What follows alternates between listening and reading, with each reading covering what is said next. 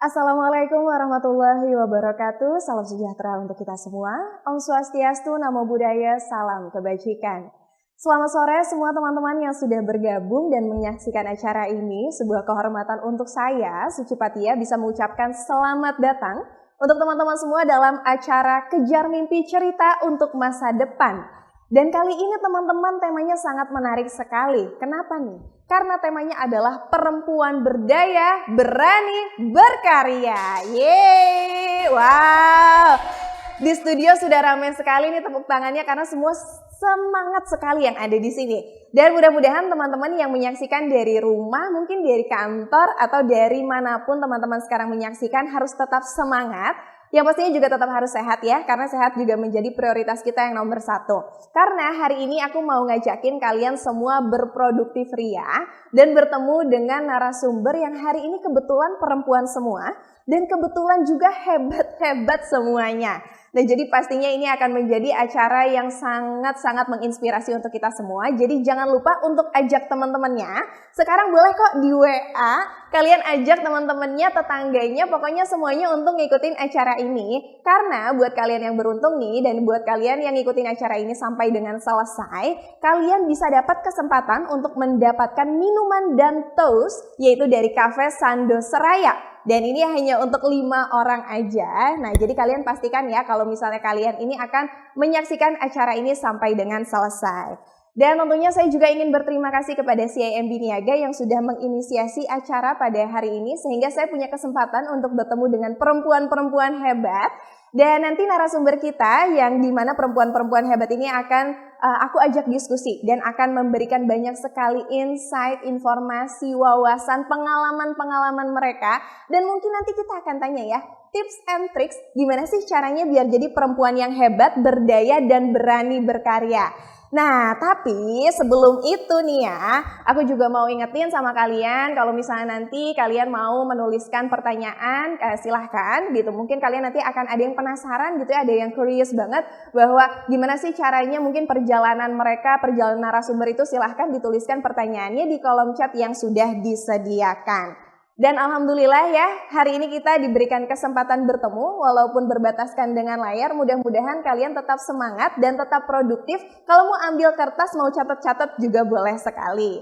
Dan tanpa berlama-lama lagi, yang pertama aku mau memperkenalkan narasumber kita adalah Kak Niki Clara yang merupakan pemenang Community Link CIMB Niaga 2020. Dan Kak Niki juga merupakan founder Berdaya Bareng, Tenun dan Kamuwear, juga CEO dari Teachable Enterprise, dan juga merupakan Professional Fellowship Program at Mayor's Office of Person with Disabilities di Chicago, USA. Dan untuk narasumber yang kedua, bukan hanya ada Kak Niki, tapi juga nanti kita akan kehadiran Kak Ralin Syah, yang merupakan entertainer, pengusaha, dan juga filantropis nih teman-teman. Kak Ralin juga merupakan founder Yayasan Bakti Nusantara, co-founder dari Rumah Harapan Indonesia, Dewan Direksi dari YPAC atau Yayasan Pembinaan Anak Cacat, dan juga founder coffee shop dari Kisaku. Tadi sudah ada Kak Niki, sudah ada Kak Ralin, dan yang terakhir narasumber kita yaitu Ibu Lani Darmawan yang merupakan Presiden Direktur dari CIMB Niaga nih teman-teman. Beliau juga merupakan sarjana kedokteran gigi dari Universitas Trisakti Jakarta dan 32 tahun pengalaman di dunia perbankan. Wow, bergabung di CIMB Niaga sejak tahun 2016 dan juga merupakan Presiden Komisaris PT CIMB Niaga Auto Finance. Nah teman-teman, itulah dia profil dari narasumber yang akan berdiskusi sama kita. Dan tanpa berlama-lama lagi langsung aja kita sapa bersama-sama. Selamat sore. Di sini sudah ada Ibu Lani, Kak Niki, dan Kak Ralin. Boleh say hi kepada teman-teman semuanya. Luar biasa ya, ini merah-merah semua. Ini menunjukkan semuanya pada semangat banget hari ini. Karena perempuan-perempuannya semangat, makanya mau aku ajak diskusi hari ini nih. Wah, teman-teman juga kayaknya nggak sabar ya. Mudah-mudahan kesuksesan mereka dan kehebatan mereka nular sama kita semua ya. Amin. Oke, di sini karena tadi aku sudah janji nih Kak Ralin, Kak Niki dan juga Ibu Lani untuk berdiskusi nih kita semua di sini. Yang pertama mungkin aku akan sapa kepada Kak Ralin dulu. Yang tadi aku dapat informasi sedikit, sibuk banget hari ini sampai tadi dari photoshoot langsung nih ke acara CIMB Niaga. Kak Ralin di tengah-tengah kesibukannya aku mau ngucapin terima kasih juga sudah meluangkan waktu. Tapi boleh diceritain mungkin Kak kira-kira kesibukan apa lagi sih Kak ataupun ada proyek-proyek apa yang sekarang Kak Ralin sedang jalankan? Teman-teman, terima kasih Bu Lani. It's such an honor for me untuk bisa berada di sini di antara kalian. I'm humble juga because aku merasa kita semua masih work in progress ya. Jadi belum merasa capable sebenarnya untuk mungkin hanya sharing aja untuk mentoring atau apa. But I hope I can give good input, positive input. Sebenarnya saya sekarang sedang berada di photoshootnya masih. Wow. Great, but lately ikut dengan baru aja rap satu series untuk romantic comedy yang bernama Dating Queen. Ini juga di sini saya sebagai executive producer karena saya merasa ini penting, topik yang sangat penting untuk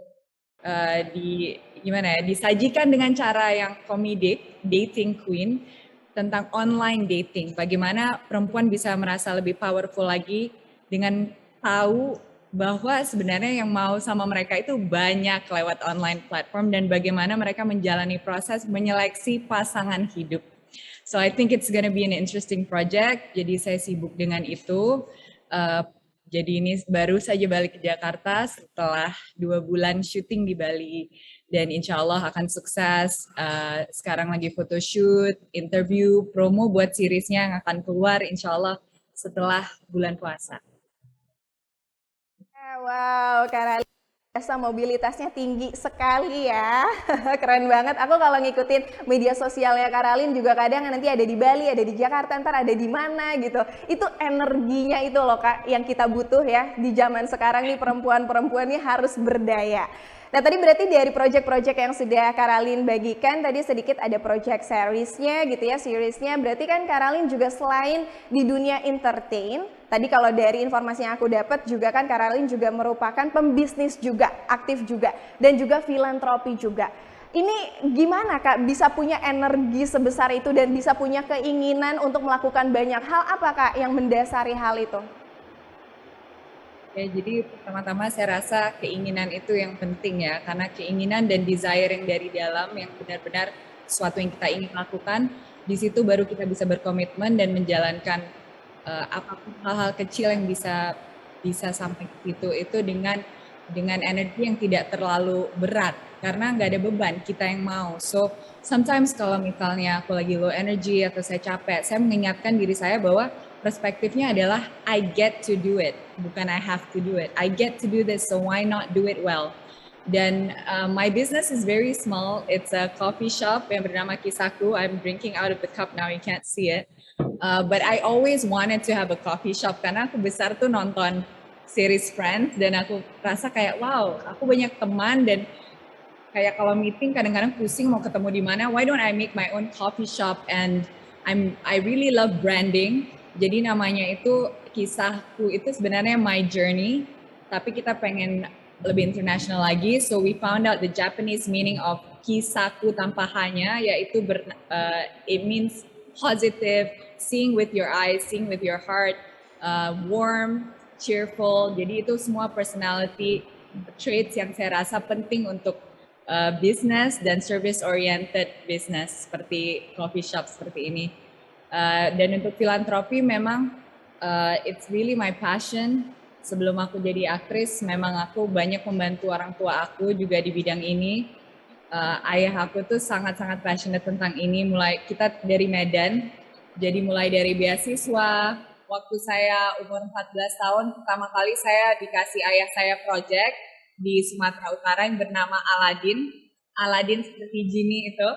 Tapi Aladin ini beda, atap, lantai, dinding. Jadi kita provide basic housing untuk teman-teman kita di daerah-daerah kumuh di Sumatera Utara. Jadi semenjak umur saya 14 tahun, saya ngerasa bahwa kayak, wow, I'm 14 and you know, I'm so lucky, so blessed. Apa yang kita sudah terima dari orang tua kita itu harus kita bagi, dan itu tumbuh saya rasa kalau orang tua saya yang selalu bersyukur, dan saya juga merasa sangat bersyukur bisa punya proyek seperti itu pada saat itu. Dan dari situ baru saya lihat bahwa banyak sekali orang yang basic housing aja belum punya.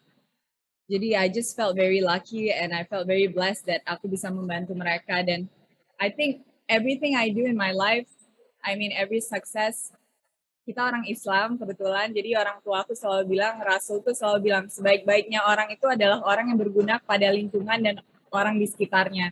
So I think that's really important for us to remember. If we're successful hanya untuk keluarga kita, it's not enough. Wow. Keren banget nih, Karalin itu kayaknya ngasih kita motivasi bahwa berangkat dari keinginan dan dari keyakinan, apapun itu ya Kak, sebetulnya kita sebagai perempuan itu kita pasti bisa asal kita punya keyakinan itu.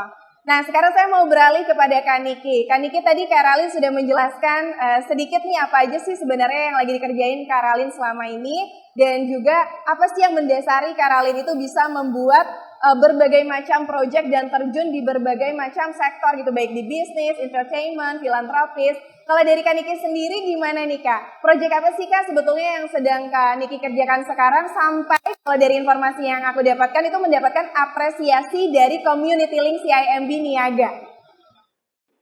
Oke, hai semuanya. Aku mau nyapa dulu kali ya. Assalamualaikum warahmatullahi wabarakatuh. Salam sejahtera, Om Swastiastu, Namo Buddhaya bagi kita semua. Dan Happy International Women's Day bagi seluruh perempuan hebat yang sedang menonton acara ini, ataupun para pria juga. Tidak bermaksud untuk gender gitu ya. Kita no genderless gitu, genderless. Jadi tadi sebelumnya aku mau mengucapkan aku ngefans banget sama Karalin dari film 5 cm Kak. Dari film 5 cm aku udah ngefans banget sama Karalin. Jadi aku juga terinspirasi dari Karalin, gimana pos-posan dari Karalin yang energinya sangat luar biasa. Itu juga menginspirasi aku bahwa wanita itu juga harus berdaya dan juga harus bisa independen di atas kakinya sendiri. Nah, ngomongin apa yang sedang aku kerjakan, aku adalah seorang disability womanpreneur, dan sekarang aku fokus di beberapa social enterprise yang ada di Jakarta, di Makassar, dan juga ada di Bali, yang fokusnya adalah pemberdayaan terhadap teman-teman disabilitas dan juga perempuan gitu.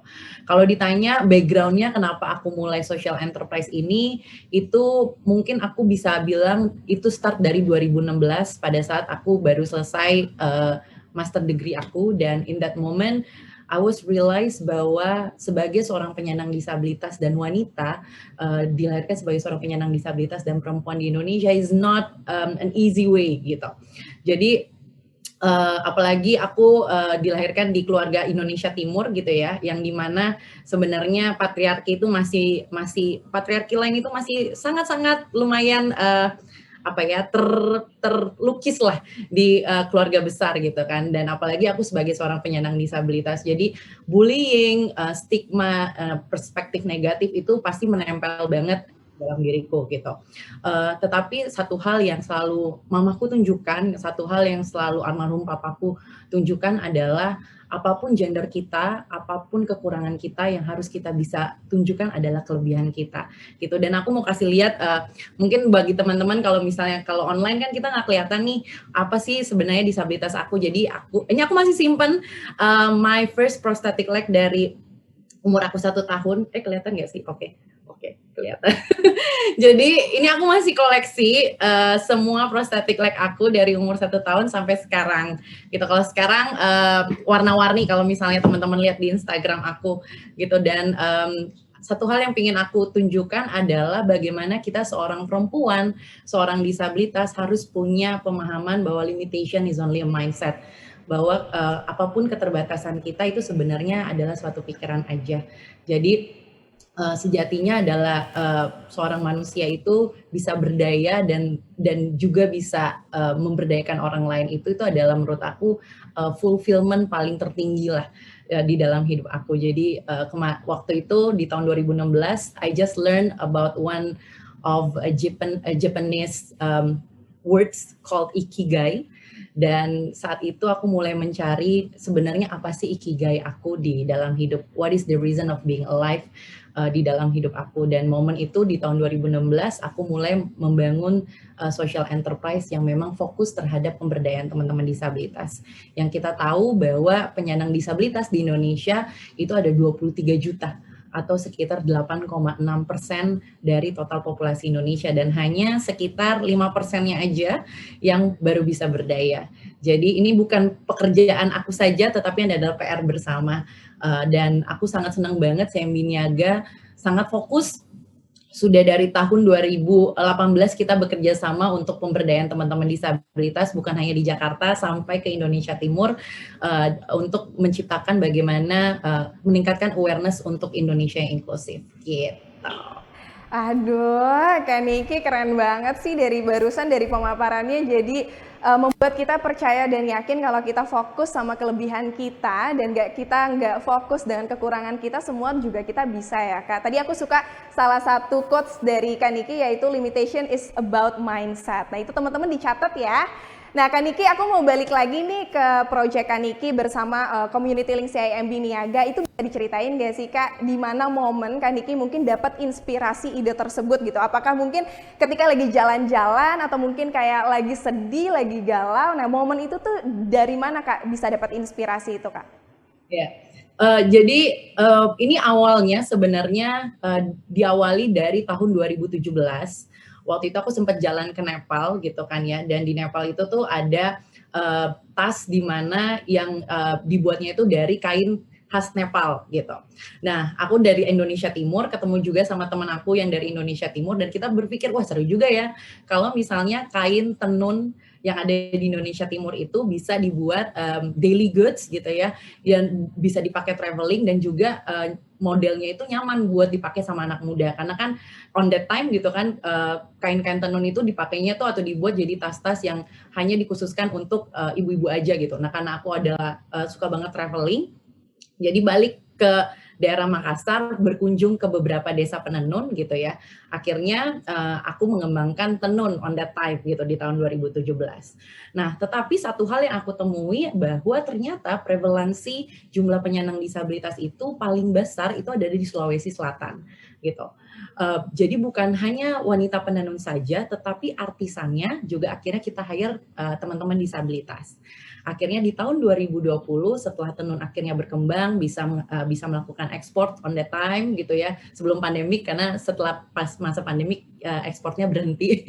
Jadi kita membangun Berdaya Bareng. Jadi Berdaya Bareng itu adalah satu platform untuk memperkenalkan dunia inklusif dan juga digital kepada wanita dan juga penyandang disabilitas di Indonesia Timur gitu, karena kita tahu masih banyak daerah-daerah di Indonesia Timur yang masih menganggap bahwa penyandang disabilitas itu adalah karma, bahwa wanita ya kalau misalnya kamu dilihatkan sebagai wanita ya kamu di rumah aja gitu, sedangkan kami ingin memperkenalkan bahwa wanita penyandang disabilitas itu kita bisa bersama-sama secara berdaya. Karena kenapa? Karena ketika wanita itu bisa berdaya, walaupun backgroundnya adalah housewife gitu ya, itu bisa mempengaruhi, pertama menambah pendapatan bagi keluarganya. Yang kedua, dia bisa meningkatkan kecerdasan dan juga pendidikan anaknya juga gitu. Karena aku merasa bahwa masa depan bangsa ini tuh ada di wanita gitu kan ya, ada di wanita. Jadi Berdaya Bareng dan juga didukung oleh Community Link, akhirnya kita memulai untuk membuat suatu platform untuk memperkenalkan budaya inklusif dan juga dunia digital kepada wanita dan juga penyandang disabilitas di Indonesia Timur, yang sekarang kita sudah sampai sekitar hampir 200 lebih, satu ekosistem wanita dan penyandang disabilitas itu mengenal dunia digital. Jadi yang dulunya itu mereka nggak paham terkait dengan dunia digital, mereka tuh sekarang paham. Ketika mereka nggak paham Zoom gitu ya, sekarang mereka bisa ikut webinar. Jadi seneng banget, walaupun terbatas akses informasi yang Mbak kita lagi ada badai gitu ya. Jadi nggak bisa ikut webinar, enggak. Itu senengnya tuh di situ. Senengnya adalah sustainable. Kalau tadi Ibu Lani bilang arti kata sustainable, jadi ketika selesai pelatihan ini, mereka juga bisa memperkenalkan dunia digital ini kepada ibu-ibu yang lainnya, wanita-wanita lainnya, dan juga penyandang disabilitas lainnya. Kayak gitu. Dan semuanya itu ada fokusnya di Indonesia Timur. Jadi luar biasa. Luar biasa sih Kak Niki, siapa sangka yang berawal dari jalan-jalan sampai akhirnya menghasilkan ekosistem yang bisa memperkenalkan dunia inklusif dan juga digital. Keren banget nih. Oke, tadi kita sudah tanya-tanya sama Karalin dan sama Kak Niki. Jangan kemana-mana ya Karalin sama Kak Niki, kita masih akan berdiskusi banyak. Aku juga masih penasaran, masih kepo banget sama banyak hal. Tapi sebelumnya aku mau bertanya dulu sama Ibu Lani yang tadi juga sudah agak-agak mengulik rasa keingintahuan aku gitu. Ibu Lani, tadi dari informasi yang aku dapat adalah Ibu Lani ini kan backgroundnya dokter gigi nih Bu. Tapi sudah terjun di dunia perbankan itu 32 tahun. Ibu, ceritanya itu gimana Ibu? Jurusan ya? Iya nih Bu. Iya, by pendidikan saya memang dokter gigi. Jadi dulunya sih awal-awalnya cita-citanya jadi dokter atau dokter gigi ya waktu itu. Saya lulus ceritanya waktu itu lebih cepat dari angkatan saya pada waktu itu kebetulan ya. Terus ternyata saya belum beruntung untuk dapat kesempatan dikirim untuk praktek ya ataupun untuk community services pada saat itu. Jadi sementara saya nunggu, saya tuh apply iklan pekerjaan ya di koran pada waktu itu, a long time ago gitu ya. Nah kebetulan ternyata itu bank, ya ternyata bank. Lalu saya pikir sementara kerja dulu di bank sampai saya menunggu kesempatan untuk penempatan sebagai dokter gigi. Nah ya terus keterusan. Ya rupanya waktu itu saya kerja yang pertama itu di bank asing, namanya American Express Bank, dan kebetulan waktu itu mereka memberikan kesempatan ya kepada saya. Jadi saya dibilang ya udah diterusin aja mau nggak. Jadi pada waktu itu saya masih juga kerja sosial ya di klinik gigi. Jadi yang pro bono ya sampai 2 tahunan. Tapi setelah itu udah nggak keburu lagi. Jadi udah keterusan deh di bank sampai saat ini. Tapi saya rasa nih banyak untungnya nih kalau saya bilang sama tim saya gitu ya selalu, ya udah kita harus do the best gitu ya. Karena saya dokter gigi, kalau misalkan kita nggak do the best itu nanti saya pakai program dokter gigi aja, cabut 1 gratis 1. Jadinya jangan langsung pada kerja keras ya Bu. Iya betul. Jadi sebetulnya awalnya berdasarkan kebetulan, tapi saya sih punya prinsip kalau kita mengerjakan apa-apa tuh nggak boleh sepotong-sepotong lah. Ya, sebab nanti impactnya malah jelek ya pada kitanya sendiri. Jadi whether waktu itu sementara ataupun nggak sementara, jadi saya usahakan do the best that I can. Nah kebetulan saya ditawarin untuk kerja terus pada waktu itu dan mereka berikan saya training ya untuk bankers training segala macam gitu. Maka itulah awalnya jadi keterusan sampai sekarang. Wah Ibu, ini dari yang keterusan, dari yang kebetulan justru karena dikerjakan 100% ya malah jadi presiden direktur nih Bu, keren banget. Ini kayaknya teman-teman anak-anak zaman sekarang juga rasanya banyak ya Bu, yang sudah mengalami yang namanya salah jurusan gitu, yang misalnya backgroundnya apa, kerjanya apa, tapi karena kerjanya itu mungkin gak sesuai backgroundnya jadi males-malesan tuh. Jangan ya teman-teman, dari ceritanya Ibu Lani ini siapa tahu kalian justru punya kesempatan yang lebih bagus, bahkan itu bukan dari background kalian. Ibu Lani, saya juga penasaran nih Bu, karena tadi juga Kak Niki kan sudah sempat menyinggung-nyinggung masalah ibu rumah tangga. Nah, Ibu ini sebagai ibu rumah tangga tetapi sekaligus juga sebagai seorang pemimpin. Nah, Ibu gimana nih Bu, menurut Ibu apakah perempuan-perempuan pada era modern ini ya Bu, di mana kesempatan kerja juga sekarang rasanya sudah terbuka begitu luas di sosial media gitu ya, di rumah sekarang ibu-ibu juga udah bisa kerja, online shop lah dan lain-lain. Nah, fenomena seperti ini yang dimana Ibu juga mengalaminya sebagai ibu rumah tangga dan sekaligus pemimpin, menurut Ibu perempuan-perempuan modern ini sekarang bisa nggak sih Bu untuk melakukan 2 tugas sekaligus itu? Ya, saya rasa sih kalau saya bandingkan ya sekarang dengan pada waktu zaman saya muda dulu, kalau saya kan generasinya kolonial nih, ya. Kalau misalkan Ya, all the ladies here generasinya adalah milenial, saya kolonial. Kalau zaman dulu mungkin kesempatannya kalau menurut saya ya tidak seluas sekarang.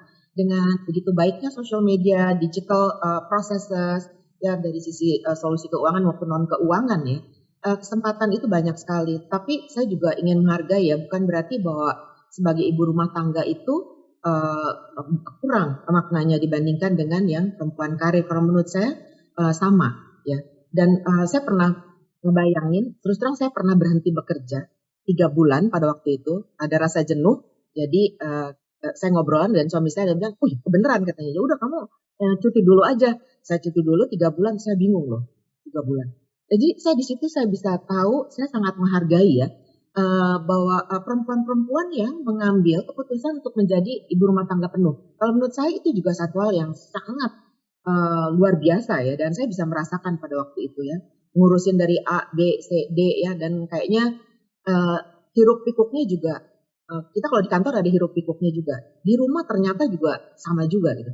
Jadi saya rasa sih itu tergantung pilihan ya sebagai perempuan.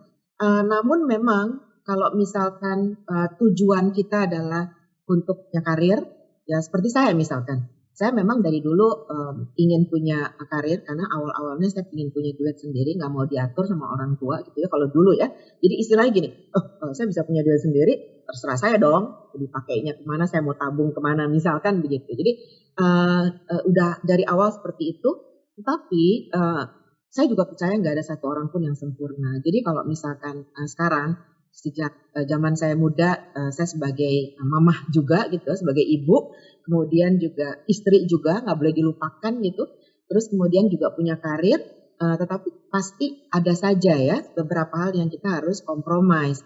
Nah misalkan waktu itu sempat tuh contemplating juga gitu saya bahwa pada waktu punya anak, kemudian apalagi masih balita ya, ini gimana ya? Saya rada-rada sempat punya pertimbangan. Ini berarti kan saya harus tinggalkan ya anak-anak ini dengan kalau yang beruntung ada orang tua yang bisa ikut merawat. Saya rasa itu that's very beruntung banget ya. Tapi kalau misalnya kita punya asisten di rumah ya, apakah itu babysitter, kemudian juga asisten rumah tangga lainnya, itu juga saya rasa satu hal yang kita harus sadari bersama, kita dengan bekas pacar ya di rumah untuk kompromi ya. Tapi nomor satu adalah kalau menurut saya dari awal itu juga harus dibicarakan bahwa kalau misalkan sebagai istri, sebagai ibu, sebagai perempuan kita mau punya karir, di awal pada waktu kita mau menikah juga kita harus sampaikan bahwa ini adalah yang masing-masing kita inginkan ya, dan calon pasangan itu juga harus setuju. Jadi dengan demikian konfliknya bisa berkurang, bukan berarti tanpa konflik ya. I think realistically menurut saya kita juga nggak bisa bilang nggak ada yang sempurna.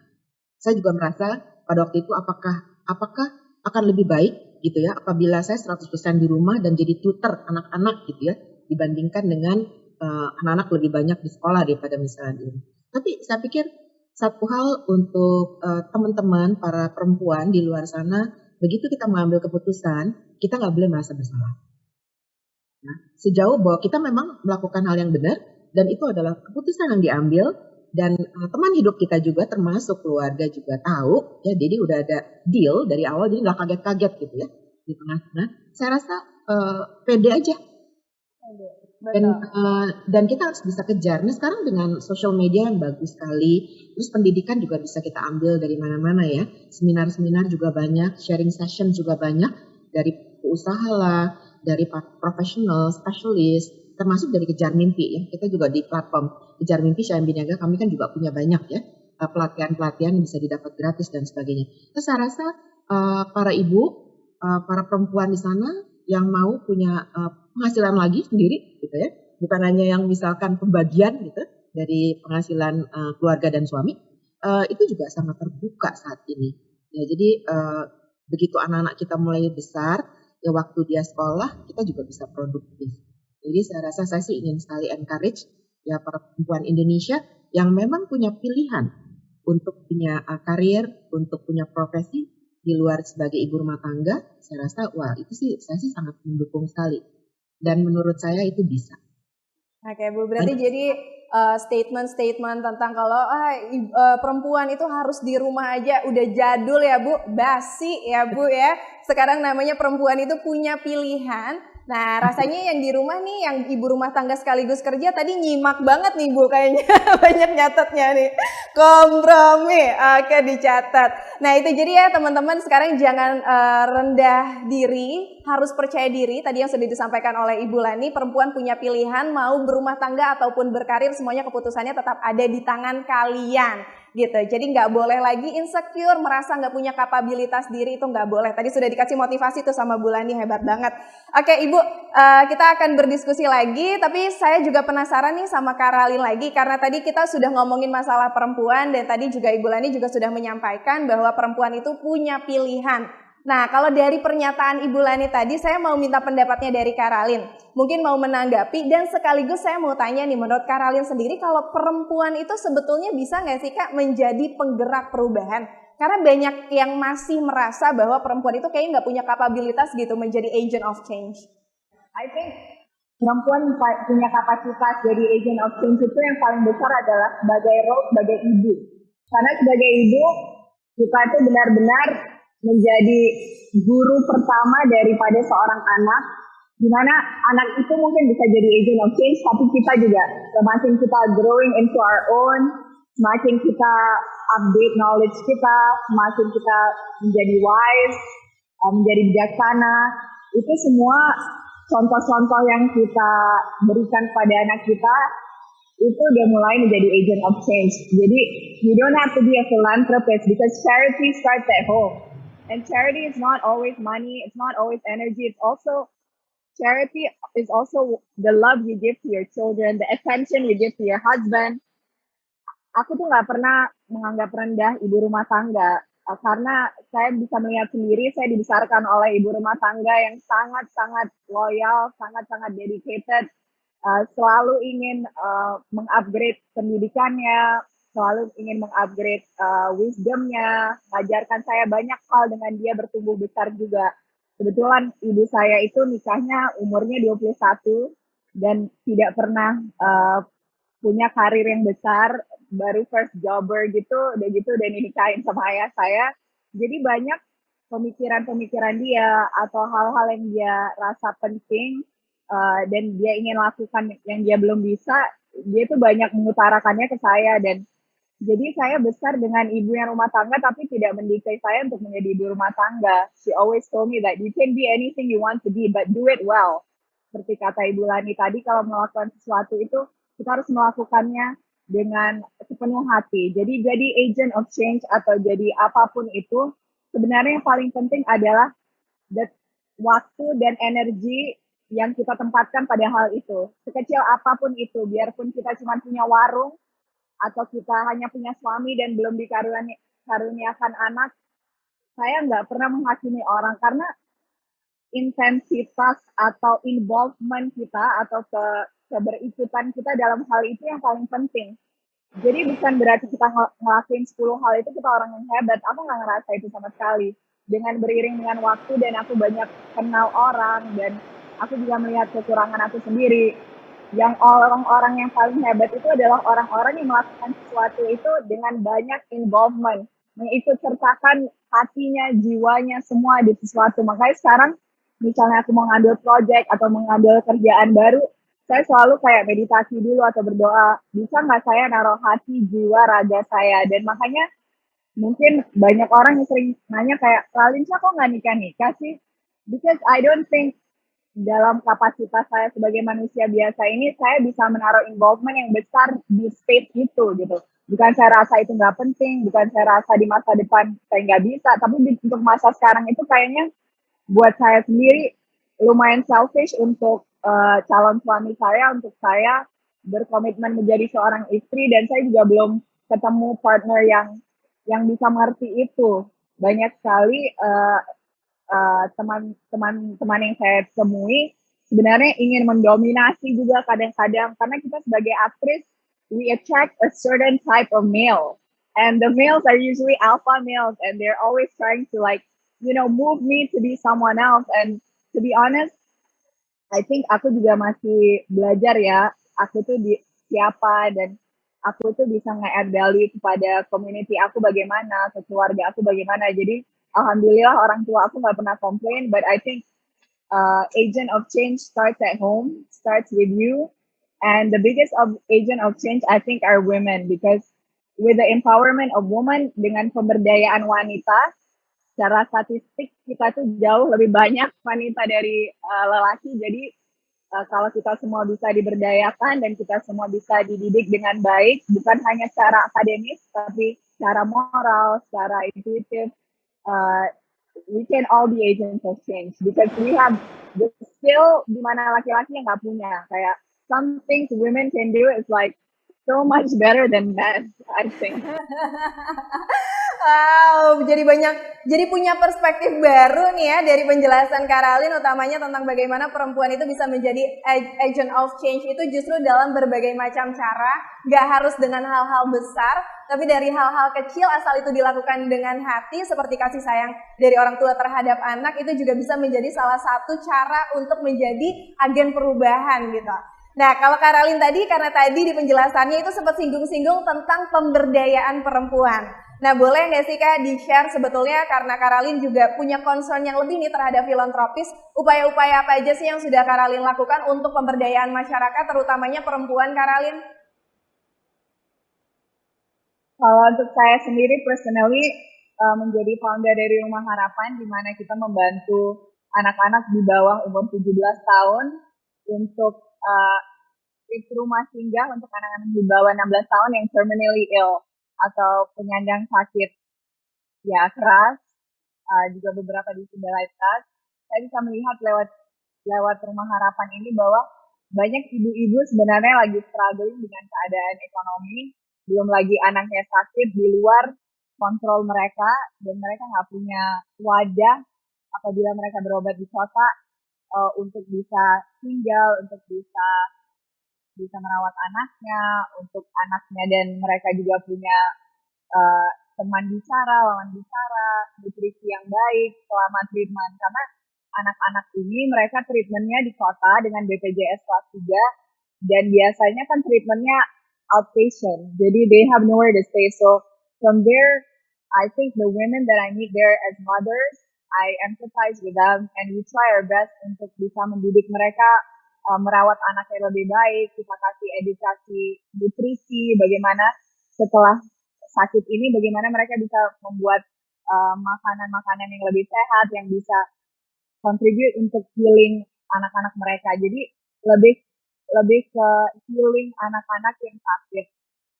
Kedua, di Yayasan Bakti Nusantara, kita untuk ibu-ibu di daerah 3T, kita juga ngajarin beberapa vocational skill. Kebetulan tahun lalu saya ke Papua Nabire, ada ibu-ibu di sana yang menuliskan kita surat bahwa ibu ini guru di sekolah negeri, dan dia meminjamkan rumahnya itu sebagai boarding house untuk anak-anak yang ingin sekolah, karena untuk sekolah kan mereka harus 3 jam ke sekolah itu dan balik. Jadi banyak yang nggak mau belajar baca, banyak yang nggak mau sekolah, dan ibu itu meminjamkan rumahnya dan menulis ke kita.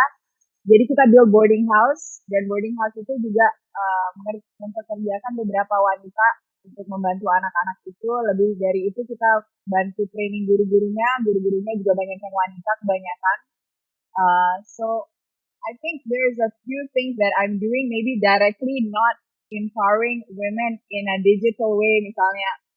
And then also on last year I started dengan Ibu Cinta Bubu a tech incubator called Super Girls in Tech. Jadi di sini kita mengajarkan skill-skill bagaimana untuk jadi tech founder di dunia milenial ini.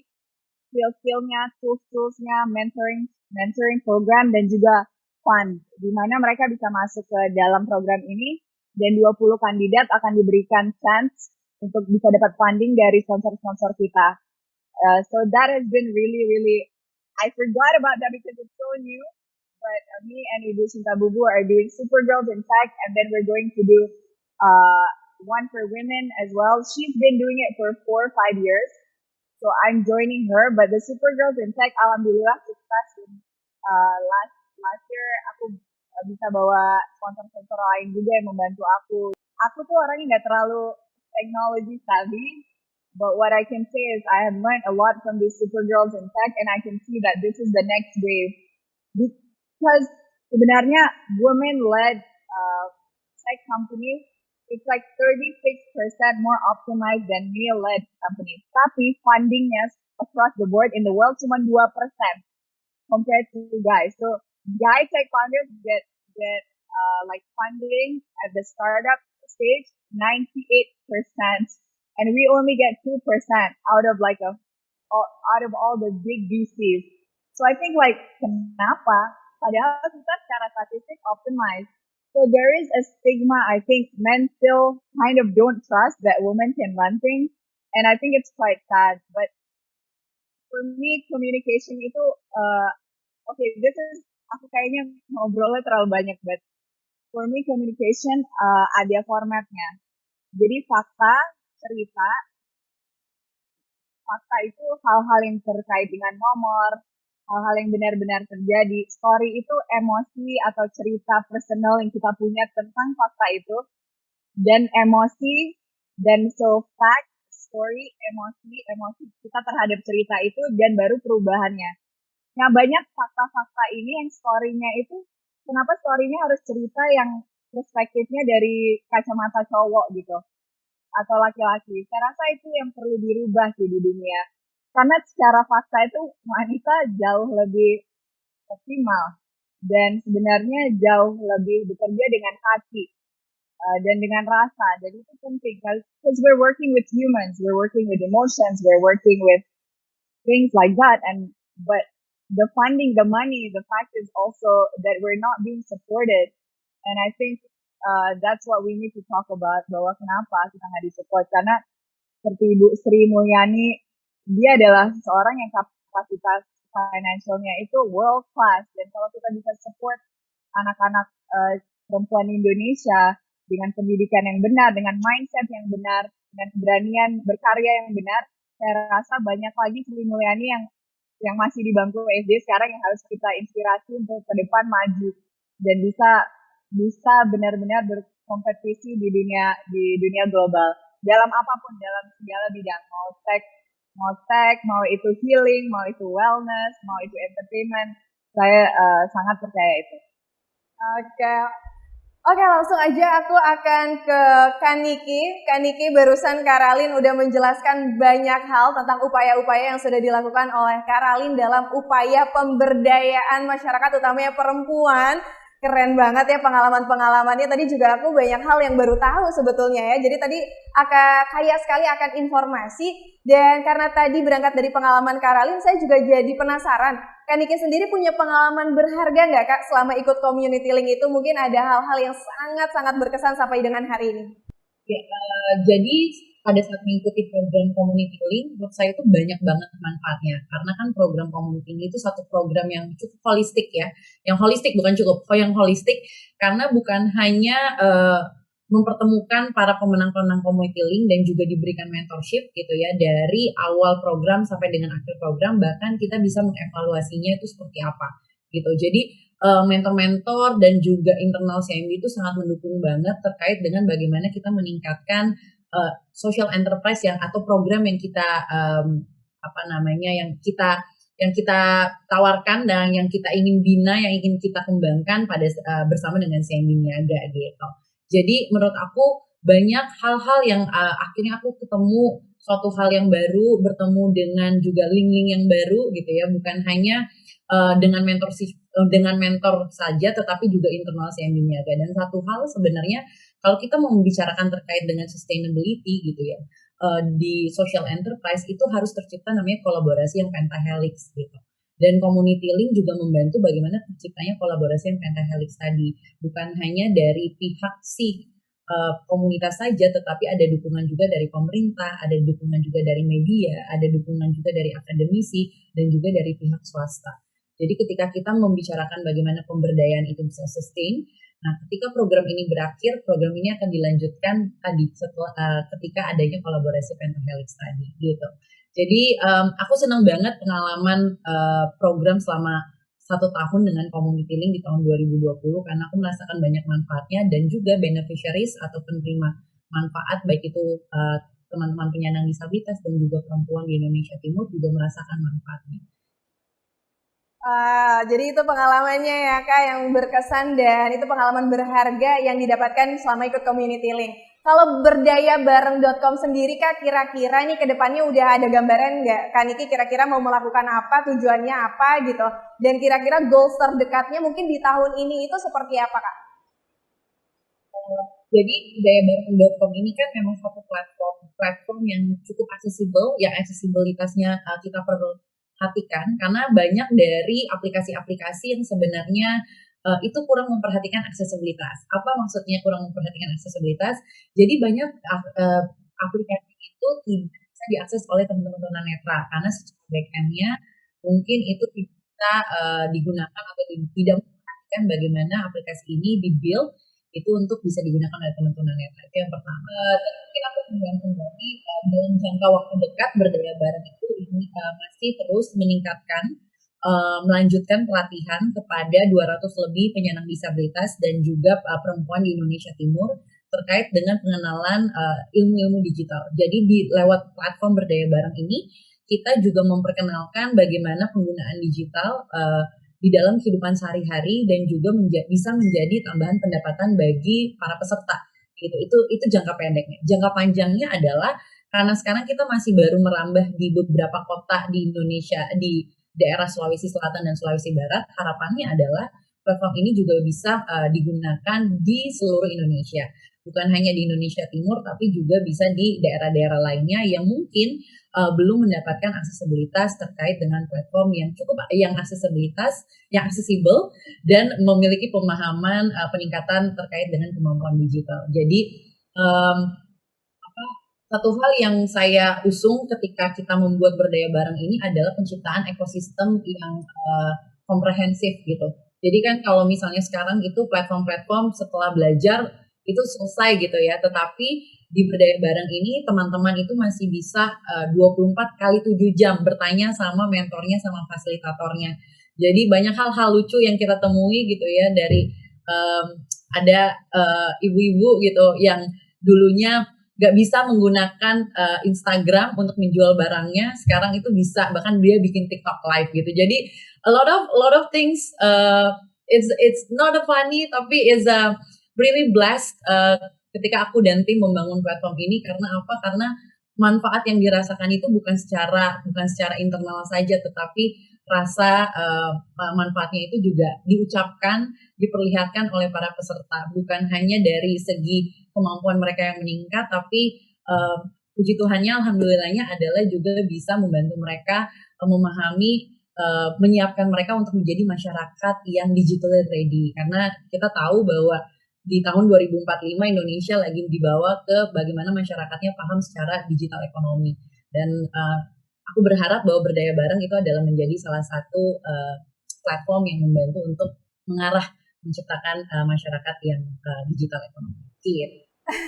Oke, bagaimana tuh Kak perasaan Kak Niki gitu yang tadinya berdayabareng.com ini menjadi wadah para perempuan-perempuan yang mungkin tadinya kurang terliterasi digital, terus setelah masuk ke sini mereka akhirnya jadi terliterasi dan bisa melakukan banyak hal, menjadi banyak wawasan, banyak pengalaman dan jadi meroket gitu loh Kak progresnya. Itu perasaan Kak Niki sendiri gimana yang nemenin dari bawah sampai mereka akhirnya sudah bisa melakukan banyak hal dan berdaya? Terharu. Karena kenapa? Karena aku lahir besar di Jawa ya, lahir besar di Jakarta tepatnya. Jadi ketika kita membuka kawasan baru di Indonesia Timur, kita tuh harus meninggalkan sedikit Java sentris kita gitu kan ya. Karena banyak hal-hal yang sebenarnya yang kita pikir ini sebenarnya hal ini harusnya sudah terselesaikan pada saat kita tinggal di Jawa. Tetapi ketika aku datang ke daerah Makassar, ke daerah Toraja, ke Mamuju, ke Enrekang gitu ya, itu tuh banyak hal-hal yang sebenarnya I'm really feel blessed and get a privilege to being born at Jakarta gitu. Karena ketika aku ke sana itu tuh yang aku berpikirnya bahwa teman-teman SMP itu sudah mendapatkan pelajaran komputer, ternyata di sana tuh nggak ada gitu. Jadi pas aku datang ke sana teman-teman SMP, anak-anak SMP-nya itu nggak ada pelajaran komputer. Karena kenapa? Karena nggak ada lab komputer di sana. Gitu. Jadi itu suatu hal yang menurut aku wow, dengan mereka punya handphone saja, mereka bisa akses berdaya bareng dengan cukup dengan cukup ringan gitu ya, walaupun ada beberapa platform-platform lain yang sudah masuk ke daerah tersebut, tetapi karena ini fokus kita adalah teman-teman disabilitas dan juga perempuan yang usia produktif gitu ya. Jadi pelajaran-pelajarannya juga yang kita berikan itu yang skillful gitu. Gimana jualan di Instagram gitu kan, gimana bisa foto pakai handphone gitu. Jadi memang bagaimana caranya di platform ini kita bisa mengajarkan skill-skill yang langsung ibarat kita life skill bagi teman-teman penyandang disabilitas dan perempuan supaya bisa langsung menggunakannya di dalam kehidupan mereka gitu. Jadi terharu, senang, amazed, tapi satu hal yang membuat aku dan tim tidak pernah berhenti untuk bergerak gitu ya, tidak pernah berhenti untuk terus bagaimana berpikir kita design thinking lagi, kita update lagi adalah karena dunia digital itu tuh bergeraknya cepat sekali gitu. Skills-nya itu beneran yang dulunya mungkin kita dengan tahu Zoom kita merasa bahwa kita udah tech savvy nih, kita digital savvy. Sekarang udah ngomonginnya adalah terkait dengan database. Sekarang ngomonginnya adalah terkait dengan digital marketer itu bisa dilakukan di rumah gitu kan. Jadi aku banyak banget mengetahui hal-hal yang sebelumnya aku tidak ketahui karena jujur aku background-nya adalah psikolog. Background aku psikolog, jadi itu sama sekali nggak ngerti banget terkait dengan digital dan juga teknologi. Tetapi ketika setelah masa pandemi kita sejatinya adalah seorang manusia yang harus bisa beradaptasi gitu kan. Dan akhirnya aku beradaptasi, tim juga beradaptasi, dan akhirnya kita menemukan satu jawaban bahwa ini sih yang kira-kira bisa kita berikan kepada komunitas perempuan dan juga penyandang disabilitas di Indonesia Timur. Dan aku berharapnya bahwa banyak peran, banyak partner yang akhirnya mendukung gitu. Bukan hanya life skill saja, tetapi continuous pekerjaan-pekerjaan yang bisa dilakukan oleh teman-teman dari manapun mereka berada, mereka bisa melakukan pekerjaan itu. Gitu. Jadi menurut aku ini suatu hal pembelajaran bagi peserta dan juga bagi internal kami bahwa kita akhirnya menyadari bahwa dunia digital ini dunia yang sangat cepat gitu ya, sangat cepat, dan kalaupun misalnya kita tidak bisa mampu beradaptasi, kayaknya kita akan ketinggalan deh. Jadi aku berharap ya ini bisa menjadi satu jembatan untuk teman-teman di Indonesia Timur bisa menjadi masyarakat yang paham digital ekonomi. Betul, aku juga setuju sekali di era digital ini literasi digital memang harus menjadi salah satu hal yang kita dorong sekali nih. Dan mudah-mudahan berdayabareng.com ini Kak Niki menjadi wadah yang bisa membuat perempuan-perempuan itu bisa memupuk kompetensi, mengasah skills, belajar, memperluas wawasan, dan lain-lain. Kita aminkan semua proyek-proyek berdayabareng.com. Amin.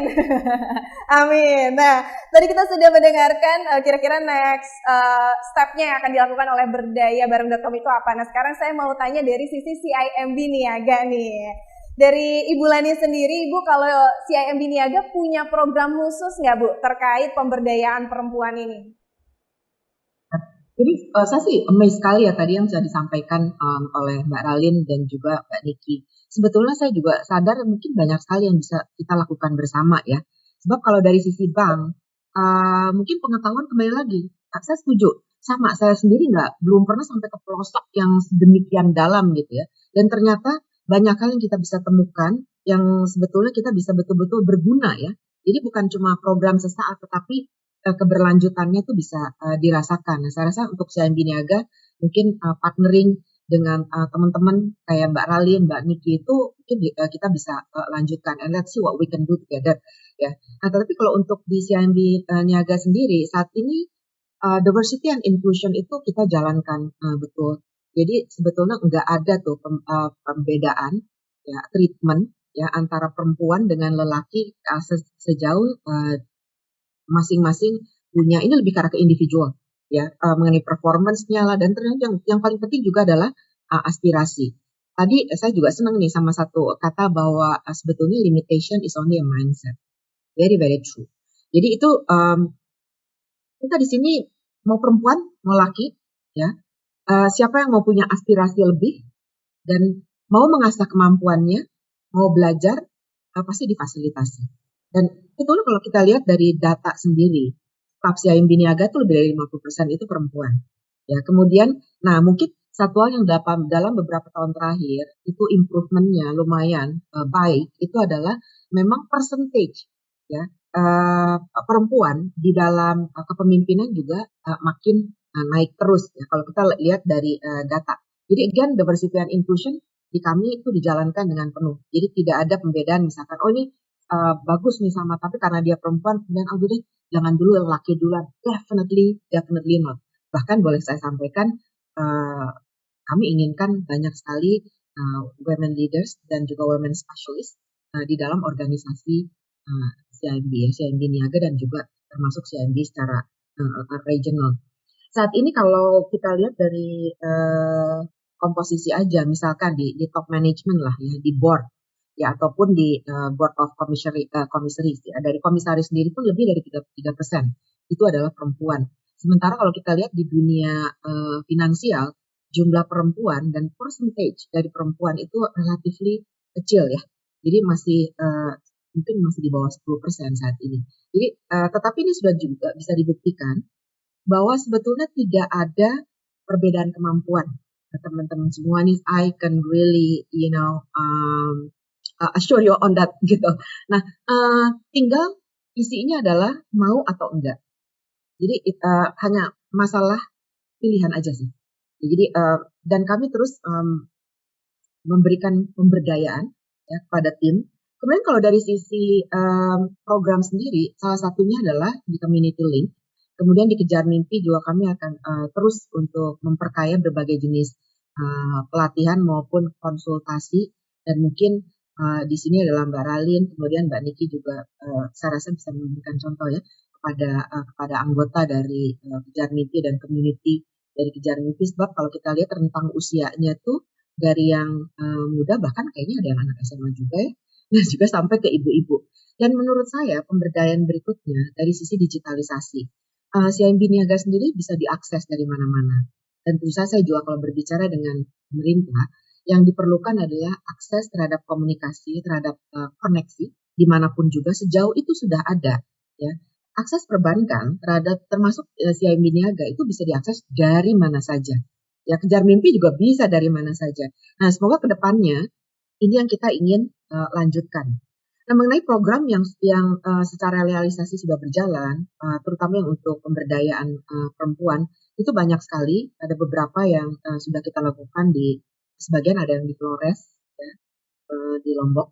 Kemudian juga di beberapa daerah lainnya dari beberapa pemberdayaan perkebunan untuk bambu, lalu pembudidayaan hasil dari perkebunan bambu, ya menjadi rebung dan sebagainya dan juga berbagai jenis pelatihan. Memang kebanyakan di daerah ini adalah ibu-ibu yang memanfaatkan waktunya in between merawat anak-anak, ya mempersiapkan makanan dan sebagainya di rumah, tetapi juga mereka masih bisa produktif. Jadi saya pikir kalau sekarang dibandingkan dengan beberapa tahun yang lalu, nggak usah jauh-jauh deh ya, dibandingkan dengan 5 tahun yang lalu saja, saya rasa akses sekarang ini jauh lebih cepat.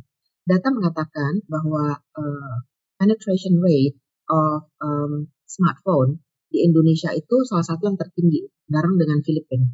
Dan juga sejauh di situ ada internet, ya internet murah pula di Indonesia nih sekarang kalau mau beli token ya, mau beli pulsanya itu Rp5.000 juga ada. Cuma mungkin apakah aksesnya itu lancar atau enggak ini salah satu yang kita harus, saya rasa saya juga selalu bicara dengan pemerintah untuk terus difasilitasi. Tapi again, di CIMB Niaga saya juga ingin mendapatkan berbagai jenis ide-ide barunya lagi. Nah, mungkin dari community link dan juga dari Kejar Mimpi dan jadi narasumber ya, termasuk dari Mbak Niki dan juga Mbak Ralin. Oke, ternyata banyak ya Bu program dari CIMB Niaga untuk mendorong pemberdayaan perempuan dan yang jelas CIMB Niaga berkomitmen untuk memberikan ruang yang sama bagi perempuan ataupun laki-laki ya Bu untuk menampung aspirasi, untuk mereka juga bisa mengasah kemampuan mereka. Nah kalau dari Ibu sendiri boleh dong Bu mungkin bisa dibagikan saran ataupun tips and tricks nih Bu kayaknya yang kita butuhkan banget khususnya untuk para millennials nih sekarang perempuan-perempuan gimana sih Bu caranya biar bisa berdaya, berani dan berkarya nih Bu? Ya, saya rasa sekarang nggak ada boundary sama sekali kalau menurut saya ya. untuk perempuan untuk punya tujuan, punya aspirasi, punya ambisi, dan tidak pernah ada yang salah untuk punya ambisi ya, walaupun udah jadi ibu rumah tangga ya, walaupun misalkan udah berumah tangga 10 tahun, 15 tahun, even 20 tahun gitu ya, anaknya udah gede mau ngapain, right? Terus semua dicukupi misalnya, tetapi kan kadang-kadang kita juga pingin punya sesuatu karya, kemudian juga apa yang kita bisa pegang sendiri. So I would like to really encourage the women out there ya untuk selalu punya aspirasi dan juga enggak harus pede, dan saya rasa sarana itu udah banyak sekali. Kita gunakan social media untuk tujuan yang produktif, dan itu saya lihat gampang sekali. Saya juga punya banyak teman-teman saya dulu ya yang memilih karir menjadi ibu RT, tetapi kemudian tiba-tiba saya dengar dia sekarang udah jadi juragan batik.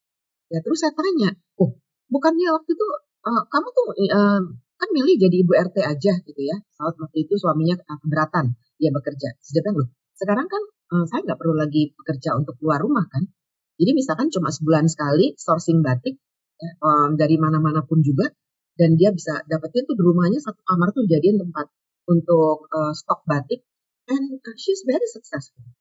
Startnya dari mana? Dari Facebook. Dulu nggak pernah kepikiran, right? Jadi sekarang kepikiran, dan dia bilang bahwa dia merasa bahwa keluarga termasuk pasangannya dia juga, so they put more respect ya, because of they can really confirm the capabilities ya, perempuan itu bisa multitasking, itu dikasih oleh Tuhan ya, kemampuan untuk multitasking, dan kita gunakan sepositif mungkin lah ya. Tetapi kembali lagi kalau menurut saya juga nggak sama sekali tidak, kita nggak boleh prejudice ya, nggak boleh judgmental. So setiap orang punya tujuan yang sama-sama, sejauh itu adalah happy. Tapi pada teman-teman perempuan di sana saya cuma ingin sampaikan aja, nggak usah ditahan-tahan lah ya, kesempatan itu ada sejauh itu positif ya. Sarana sudah gampang sekali sekarang, akses juga lebih bagus sekali. So ya kita taruh cita-citanya, taruh aspirasinya ya, dan kita kerjakan. Wow, teman-teman gimana setelah dikasih tips and tricks dan saran sama Ibu Lani agar kita menjadi perempuan yang lebih berdaya, semakin termotivasi ya? Harus dong pastinya ya. Salah satunya jadi saran dari Ibu Lani adalah pemanfaatan teknologi, karena banyak sekali yang bisa kita lakukan di sana. Apapun pilihannya, apapun keputusannya, itu kembali lagi ke diri kalian ya. Oke, sekarang aku jadi mau tanya sama Kak Ralin. Kalau tadi aku minta tips and tricks sama Ibu Lani nih mengenai bagaimana kita sebagai perempuan itu harus lebih berdaya, aku mau tanya pendapat kepada Kak Ralin. Menurut Kak Ralin sendiri justru gimana sih sekarang itu perempuan di Indonesia? Apakah memang sudah berdaya atau memang perempuan-perempuan di Indonesia itu masih punya rasa rendah diri ya? Mungkin masih merasa belum berani, masih merasa belum punya, kayaknya gue belum punya kapabilitas yang cukup deh untuk melakukan banyak hal. Menurut pandangan Kak Ralin sendiri seperti apa? Menurut saya di Indonesia ini sangat menarik karena memang ada spektrum dari wanita-wanita yang super ambisius. Belum lagi kita punya presiden Indonesia dulu yang wanita juga. Kita punya menteri-menteri di kabinet yang perempuan juga, yang ambisius, yang super confident, super modern, dan juga banyak juga wanita-wanita yang masih merasa kayak, aduh, kalau aku step up, kalau aku memperdayakan diriku, mungkin suami aku akan takut, atau laki-laki akan takut memilih aku sebagai pasangan hidup. Jadi it's a spectrum, dan aku merasa bahwa memang we have the power to create. Sebagai wanita, we have the power to nurture dan transform.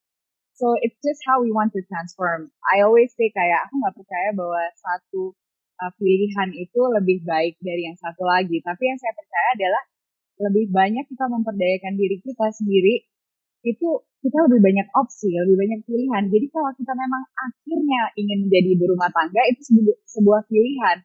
Tapi sebenarnya kalau misalnya apapun yang terjadi di rumah tangga itu, atau apabila misalnya suami kita sakit, atau lumpuh, atau cacat, atau kita cerai, kita tuh masih bisa survive.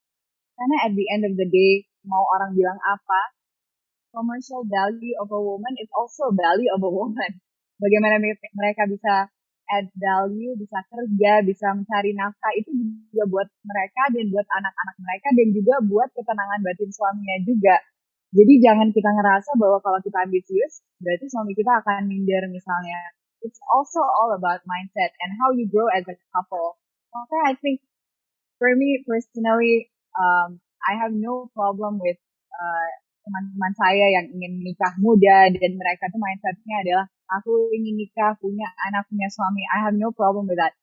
Tapi yang benar-benar membantu aku pas aku kecil itu aku banyak melihat contoh-contoh di mana misalnya suaminya meninggalkan istrinya atau cerai atau meninggal dan aku jadi ngelihat dari kecil tuh jadi mikir kayak berarti perempuan itu akhirnya sendiri juga dong. Nah, kalau kita sendiri, bagaimana kita bisa menghidupi diri kita sendiri? Dan apabila kita punya anak, kita juga responsible for them. Jadi untuk menjadi perempuan, ibu yang bertanggung jawab, sebenarnya kita harus bisa memperdayakan diri kita. Itu adalah salah satu tanggung jawab dan keharusan, bukan hanya keinginan belaka. No matter what your husband does, no matter how successful they are, there's no guarantee that people have individual desires and they will always do what they want. And men will always do what they want. So how do we as women put our value, increase our value so that whatever they want, kita bisa dengan reaksi yang positif, dengan reaksi yang independen, reaksi yang netral daripada negatif karena kebergantungan. I think there is an importance to independence. Independence is not for me personally. I'm not a feminist. Aku nggak ngerasa kayak oh independence itu berarti kita feminis, kita bisa melakukan apapun yang laki-laki lakukan dan lebih baik lagi. Aku percaya perempuan bisa seperti itu dan beberapa bisa, tapi sebenarnya it's a mutual respecting and it's a mutual independent thing. Jadi kita harus bisa berdaya dan berani untuk menjadi individual yang kuat aja, mau kita bersuami atau enggak, itu sebuah opsi. Tapi yang pasti kita harus bisa memperdayakan, harus bisa meng-add value, harus bisa tumbuh, lebih pintar lagi, lebih kuat lagi, lebih baik lagi. Dan ini ada proses. I always believe kayak kita jadi perempuan. I even forgot what the question was, but we are work in progress. And as long as kompetisi kita adalah kita yang kemarin atau yang sekarang, karena besok kita harus lebih baik lagi dalam segi apapun. Jadi it's more about kita punya pilihan daripada kita terpaksa menjadi seseorang yang gimana kita sebenarnya keinginan kita nggak di situ, tapi ya pilihan kita limited sampai kita di situ. Makanya pendidikan, apa yang Ibu Lani lakukan juga dengan Bang, apa yang Mbak lakukan dengan your platform, it's so wonderful because it gives women more choices. So that when they do something, it's really with their heart because that's the choice that they chose. Because no choices is a really poor place to be, and a poor place is a fear-based place di mana kita takut dengan sesuatu. For me, it's like fear. Two biggest emotions for a human being is love and fear. Kasih, cinta, dan ketakutan atau fear. Jadi kita selalu ingin membuat pilihan itu out of love, bukan out of fear. Oh my God, my husband's gonna leave me, I need a job. No, out of love for yourself and your children, that you need to get some kind of learning, even though you're at home. And even though your husband's successful, because there's no guarantees in life, but the guarantee is that people will change, things will change, and how do you grow with those changes? How do you adapt your mindset? Because manusia ini sangat amazing. Aku selalu bersyukur aku jadi manusia, karena manusia itu bisa adapt, bisa transform, bisa berpikir, bisa merasa, bisa memproses informasi. Apabila kita melatih sadar baik kita, atau kita present benar-benar bisa tenang, bisa berada di sini dan sekarang, saya rasa banyak yang bisa kita lakukan dengan hati kita, energi kita. Dan kalau wanita itu bisa melihat salah satu juga sebagai adik atau kakak. I grew up being bullied by a lot of women, and I was sad. And then, so when I was growing up, I was wondering, kenapa ya? Why am I a woman? That's the last thing I want to be, a woman. It's like everyone says, oh, you're so cute, and then they treat you differently, or they see you as small. Or they say, oh, she can't. No way she can do that. She's such a small little, you know.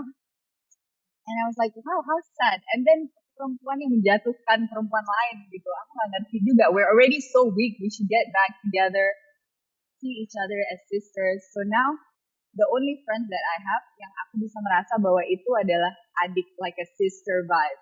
Because sometimes we're so competitive, there's no point for us to be competitive, really. We're so nurturing and loving, dan aku nggak ngeliat bahwa kayak menjadi perempuan sukses itu sebuah pizza yang dimana kalau misalnya aku ngambil satu pizza berkurang opportunity-nya. Tidak, kita di dalam tempat dan masa di mana kita bisa bikin loyang-loyang pizza kita sendiri. My flavor is something, Maudi Ayunda is something, Dia Sastro is something. Everyone is like their own pizza, and that's why you always have to improve. I know this is a funny analogy, but I just love pizza. You have to improve your pizza. And then there's always a market for you. There's always space for you in this world. Commercially, mentally, spiritually, there's always space for women. Because we are really the center of the universe. We can all create a human being. We can raise a human being. We can teach a human being. So as long as kita punya faith bahwa women are powerful and we see each other as sisters and we support each other in this country, at home, through our family, in every level, I think there's no stopping us now. There's no boundary, just our own mental limitations and everything. If we do it with love and not fear, I think we can grow. Oke, wow.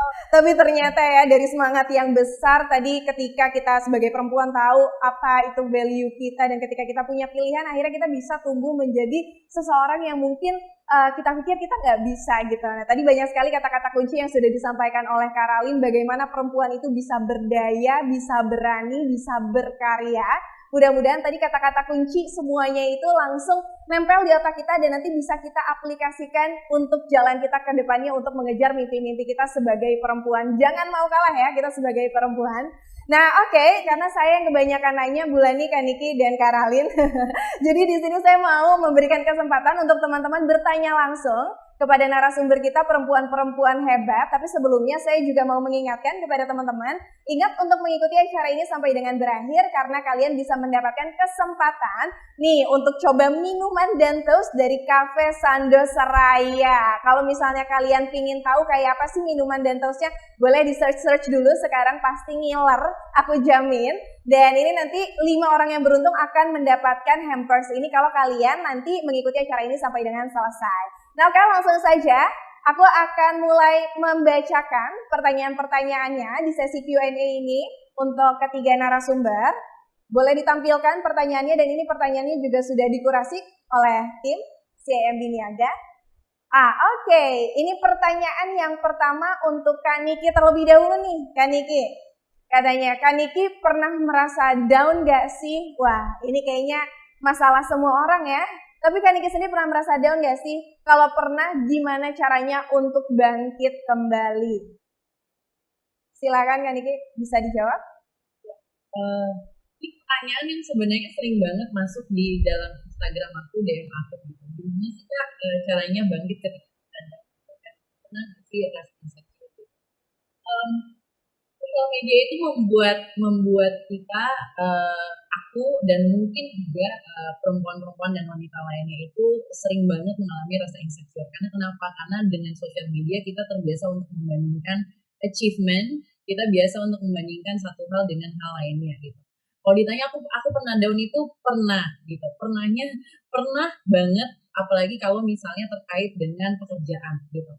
Mostly dari ketika aku down itu adalah ketika aku tidak bisa menyelesaikan satu permasalahan gitu ya di dalam social enterprise aku dan aku bingung kira ini what must I do gitu ya.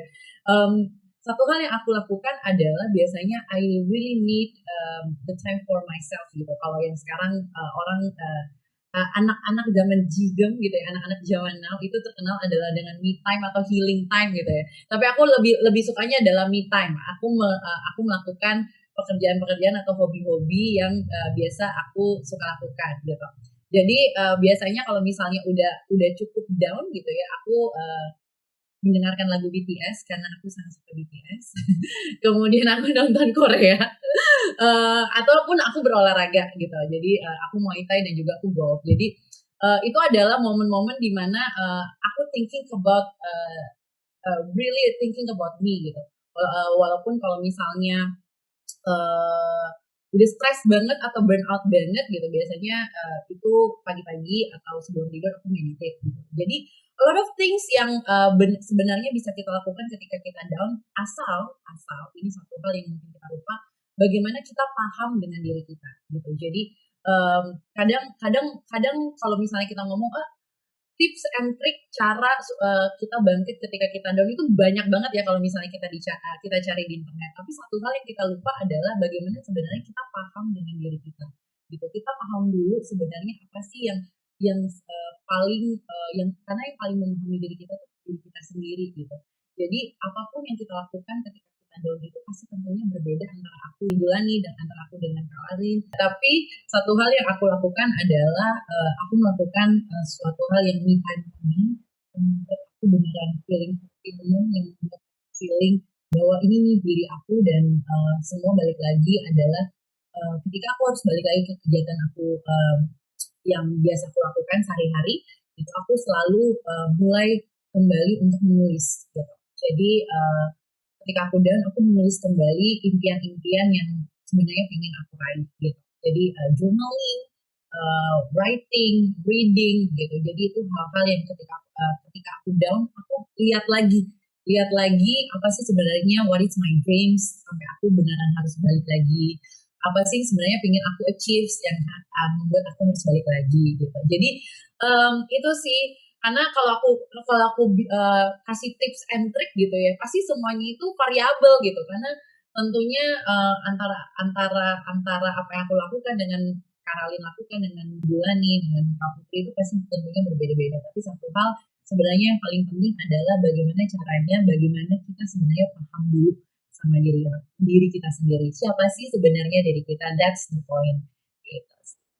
Down itu pernah, tapi Kak Niki juga pasti selalu punya cara untuk bangkit kembali ya. Oke, ini untuk pertanyaan selanjutnya untuk Kak Ralinsyah. Nah, pertanyaannya menarik sekali nih Kak Ralin. Kayaknya satu Indonesia itu udah tahu ya sosok Ralinsyah itu perempuan cantik, bertalenta, banyak bakatnya. Nah, pertanyaannya tapi sekarang satu nih Kak. Sebenarnya Kak Ralin sendiri pingin dipandangnya itu sebagai perempuan seperti apa? Makasih pertanyaannya.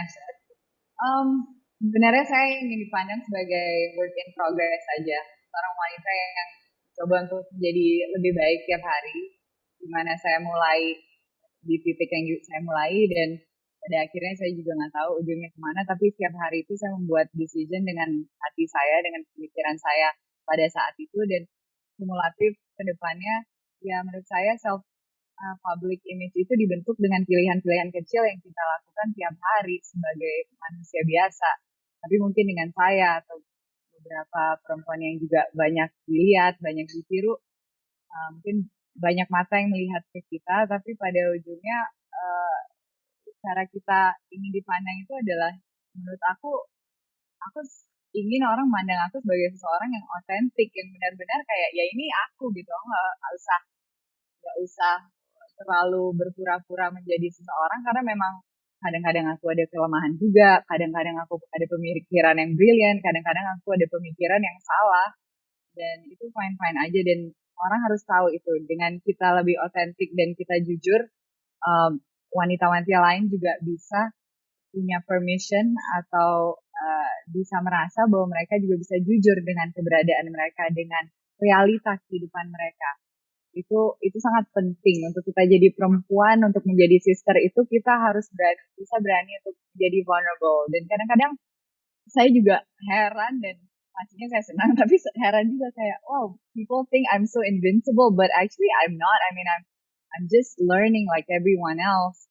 And beauty is a funny thing. It's a power, but it's also it's a power if you see it as a power, but it's also a lot of pressure. Like a lot of people think, oh, she's slim, so I'm always, and then there's a pressure like, oh, maybe I should stay slim. But during the pandemic, siapa sih yang nggak naik berat badan gitu?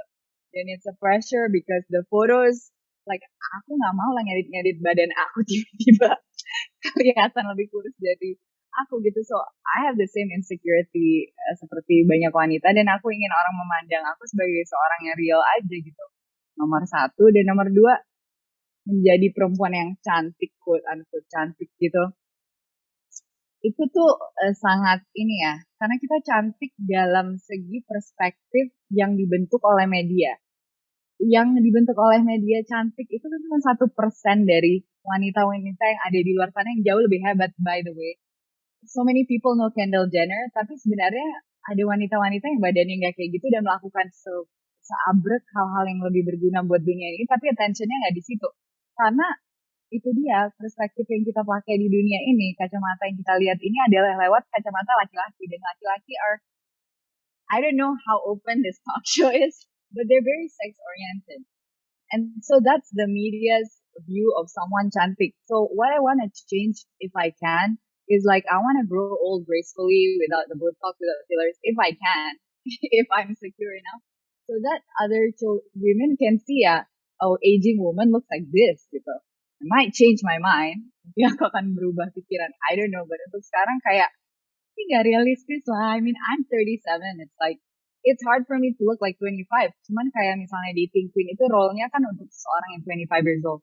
Jadi pada saat-saat dimana kayak gue gak mungkin lah pakai baju ini gitu. I'm not 25. I'm not gonna look great in this. Tapi ya misalnya role-nya memaksakan aku untuk seperti itu. Jadi kayak aku tuh di otak aku juga kayak ada mismatch, dan I wanna be someone that can talk to people about that. That, you know, I feel fat in dating queen and I feel older, even though the role was 25. That's the kind of person I wanna be viewed as. And secondly, why I talked about this 1% of women who look a certain way. I'm so glad that, alhamdulillah, I don't have to make so much effort to look too much like that. Cuman it's not realistic gitu untuk semua orang to look like that. It's just a magazine, and I'm always trying to tell like people on Instagram, kids, aku ngerasa kasihan banget ya anak-anak milenial, perempuan-perempuan zaman sekarang, bahwa foto-foto di Instagram itu yang ditampilkan kan semuanya cewek-cewek seksi. That's because the market is male for the males. And I know I keep repeating myself, but it's important for people to know that when you're a mother and punya anak dan berumur dan segalanya, nggak realistis for us to focus so much on looks. My business is movies, so it's audio visual. I need to look like this. But some people don't need to look like that. You can do other things and you're still valuable and you're still important. And I want people to know that all the time. Because my business is to sell nice handbags, nice makeup and everything. That's my job. But I don't think that anyone who is less pretty is less valuable. And I need children to know that. That's how I want to be viewed as someone real and someone who knows who I am. This is my job to look pretty. If someone says, oh, but you're so pretty, your life must be easy. Actually, my life is, relatively easy, I can say, because I'm a grateful person and I have wonderful people helping me. Like, aku tuh punya sekampung orang untuk menjadi Ralinsyah tuh dari sekampung orang. Somebody did my hair, somebody did my makeup, somebody's training me. I don't wake up tiba-tiba jadi kayak looking like this, you know. So I want people to know that, and it's important for people to see me as a human being because one day I'm going to age and everything. Oh, the biggest inspiration to me is actually Jane Fonda. So many people love her. But not many of us know bahwa Jane Fonda itu tiap 3-4 tahun tuh operasi gitu. Tapi dia open, maksudnya aku operasi karena ini pekerjaan saya.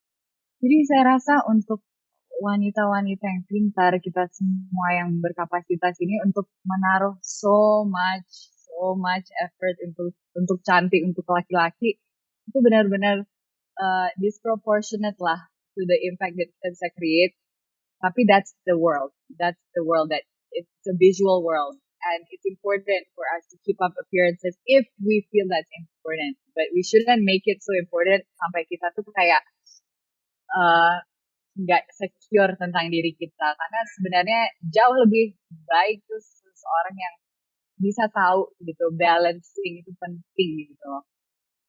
Dan itu yang aku mau orang mandang aku sebagai seorang yang real kayak gini, karena aku nggak tahu kedepannya apakah operasi atau apa, tapi for sure pandangannya adalah I want to be real about the process. Okay, it's not like I don't wake up kayak gini, that's all.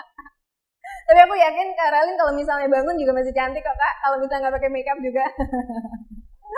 Oke, tapi So, ya, penjelasan dari Karalin itu ini penting sekali ya untuk diketahui oleh seluruh perempuan di Indonesia dan juga mungkin di seluruh dunia bahwa just be real and be authentic dengan balik lagi kembali dengan semua pilihan yang kita ambil dengan value yang kita punya dan keputusan-keputusan yang ada di dalam hidup kita. So nggak boleh lagi merasa insecure ya.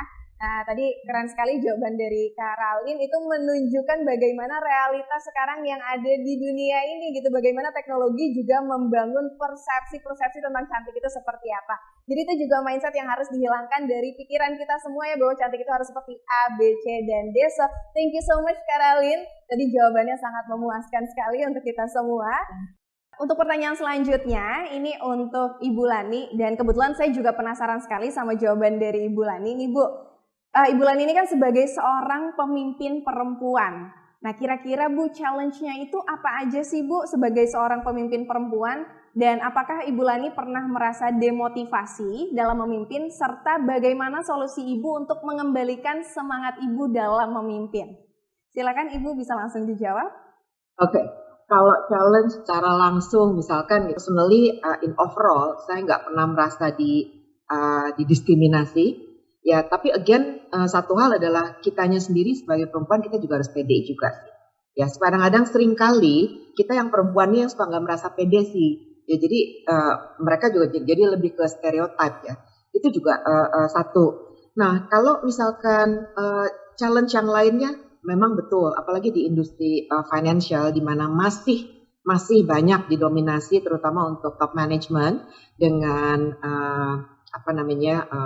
laki-laki ya, itu seringkali tuh mereka masih ada aja misalkan begitu perkenalan, begitu ada ini pernah kejadian juga gitu, ini di luar negeri kalau kita ada satu orang laki-laki gitu ya, terus kita perempuan, ini kebetulan bukan kejadian sama saya nih, ada satu teman saya di luar negeri, dia bilang kita di sini dengan presiden direktur dari perusahaan PTA Limited ini gitu. Automatically orang itu ngelihat ke yang laki gitu. Otomatis ngelihat, oh ya langsung, padahal bukan yang sebelahnya. Jadi saya pikir, jadi sebetulnya stereotyping bahwa majority of the CEOs and leaders itu kebanyakan male, itu memang masih ada ya. Tapi saya rasa untuk perempuan kembali lagi, saya sudah buktikan juga, tapi dan kemudian juga dalam perjalanan dengan tim saya dari berbagai perusahaan saya pernah ada, ternyata kualitas bekerja, kualitas berpikir, kualitas ide dan sebagainya itu tidak ada bedanya. Ya, in some points perempuan lebih resilient. Mungkin karena kebiasaannya dia bermultitasking di rumah, punya tanggung jawab yang bukan multitasking lah ya, punya tanggung jawab yang beragam sehingga lebih terdidik ya perempuan. Dan juga mungkin saya merasa diuntungkan justru di dalam industri ini ya. Banyak tim dan juga kolega termasuk juga business partners ya yang mereka lebih respectful karena kita perempuan ya, walaupun kadang-kadang ladies first, it's okay, kita nikmatilah dengan ladies first-nya itu, oke? Bukan berarti ngambil privilege dengan but that's free kan, ladies first itu free gitu. Jadi saya pikir malah saya melihat sebagai perempuan banyak sekali keuntungannya. Kemudian kalau kita lihat challenge yang lain, waktu masih muda-muda masih ada sih ya, waktu saya harus lebih banyak juggle waktu untuk anak-anak saya yang masih kecil-kecil. Ya kebetulan kembali lagi karena saya generasinya itu kolonial ya, anak saya udah gede-gede jadi sekarang udah gak diurusin. Tapi waktu masih kecil-kecil pasti ada. Realistik ya, realistically mau nggak mau biar gimana pun anak-anak tuh kadang-kadang kan kalau apa-apa cari mamahnya, ya cari ibunya. Nah ini satu hal waktu di awal-awal saya masih lebih muda itu ada challenge. Tetapi kita juga harus fair pada perusahaan ya, perusahaan kadang-kadang saya do extra hours ya di rumah untuk menyelesaikan sesuatu karena saya harus nunggu dulu misalkan kadang-kadang cuti karena harus ngelihat performance anak-anak di sekolah misalkan, ya itu kan satu hal ya, mau nggak mau ada sedikit sacrifice tambahan, tetapi kembali lagi realistically apabila itu sudah dibicarakan bersama, perusahaan juga berdasarkan pengalaman saya itu akan realistik. Jadi ada tarik ulurnya misalkan, ini kalau kita masih muda-muda, dia terpaksa cuti lagi nih karena anaknya ada pertandingan bola misalkan, ya kebetulan bukan weekend gitu. dia harus cuti. But it's okay. We can always make it up for it, right? Untuk perusahaan, at the end of the day, kualitas kan nggak semata-mata dari jumlah hadir saja, tetapi juga output juga penting, ideation juga penting. Jadi saya ingin menyemangati teman-teman saya, for all the ladies, the Powerpuff Girls out there, bahwa sebetulnya tidak ada boundaries, tidak ada boundaries, ya. Kalau ngomong kadang-kadang, apakah kita suka terdemotivate kadang-kadang gitu ya? Tapi siapa sih yang enggak?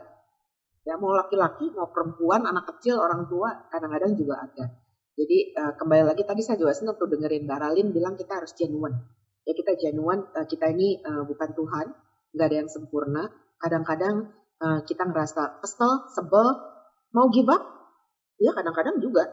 Kecewa, kadang-kadang juga. Tetapi kalau saya pribadi, saya selalu merasa saya coba ambil the bright side of everything. Ya kalaupun kita misalnya kadang-kadang, oh ini kok gak sesuai dengan harapan saya sih, ya kan kita belajar dari itu. Nah mungkin yang selalu saya usahakan adalah reflection, kemudian ambil the bright side. Ambil the bright side. Karena saya belajar, mungkin gak usia saya juga ya, kalau kita ambil the bright side, ke depannya kita lebih positif jadi orang. Ya, jadi selalu kita ngambil itu aja sih. Jadi saya cuma tipsnya itu aja. Terus kalau kerja mendingan jangan hitung-hitungan. Kita sering kali kerja hitung-hitungan, ini kerjaan siapa sih? Kerjaan gue bukan. Tetapi kemudian kita juga mau gitu ya dapat appreciation dan sebagainya. Ini satu hal yang sering kali karena rasa pede dan hitung-hitungan kita menjadi inferior. Jadi teman-teman semua the Powerpuff Girls, we should not ya, karena sebetulnya completely kemampuan kita semuanya itu sama. Iya Bu, jangan hitung-hitungan juga kan ada juga Bu kalau misalnya di lingkungan kerjaan ini kerjaannya laki-laki, nggak boleh dikerjain sama perempuan. Ih, sebel banget tuh Bu aku kalau denger kayak gitu. Kalau ngangkat botol aqua biarin aja anak laki. Oh iya, kalau itu nggak apa-apa ya Bu ya. Kalau itu. Oke, Ibu Leni, ini ada satu pertanyaan terakhir. Sepertinya ini berangkat dari tadi pemaparan juga yang sudah disampaikan oleh Kak Niki, Kak Ralin gitu. Tadi beberapa sudah ada yang mention bahwa betapa teknologi ini membantu para perempuan untuk berkarya nih Bu. Ada juga ibu-ibu sekarang yang mungkin udah banyak jualan di Instagram, yang akhirnya mereka itu jadi bisnis UMKM yang mulai bertumbuh di era pandemi ini. Menurut Bu Leni sendiri sekarang bagaimana sih Bu perkembangan UMKM di Indonesia saat ini, khususnya mungkin bagi para perempuan-perempuan yang sekarang mencoba untuk berkarya, berani bisnis, berani untuk menyalurkan aspirasinya gitu melalui teknologi? Iya, ini sih sudah terbukti ya. Dengan 2 tahun pandemi, ini pengusaha-pengusaha baru di usaha mikro terutama itu bertumbuh banyak sekali.